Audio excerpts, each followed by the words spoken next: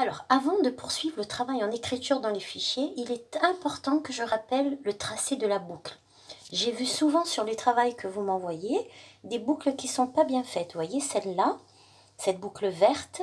Donc l'enfant est bien monté penché, il a tourné, mais au lieu de descendre très vertical, il a commencé à arrondir et descendre en arc de cercle. Ça, pour le grand, pour la lettre L, ce n'est pas bon.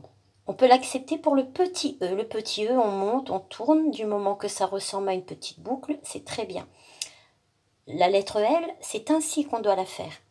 Donc, vous voyez, je monte penché, je tourne, je touche la ligne et je descends très vertical.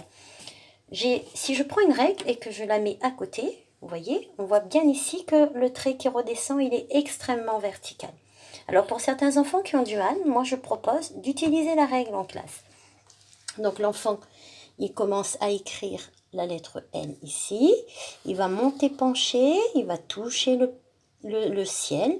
Et là, je mets la règle en place, ici. Et l'enfant, il va forcément suivre la ligne et la règle et descendre verticale. Arrivé au milieu du chemin de la souris, il peut commencer à pivoter pour faire la canne. Donc on va recommencer. Je pose la règle, je la mets en place. L'enfant, il commence, il fait son trait penché, il arrondit, il fait son petit pont, puis il met la règle en place. Vous mettez la règle en place pour lui, bien sûr. Il descend tout le long de la règle très verticalement et ensuite il tourne sa canne pour finir la boucle. Alors, si vos enfants ont besoin de la règle pour descendre verticale, n'hésitez pas à l'utiliser. Ça lui permettra d'avoir des boucles parfaites.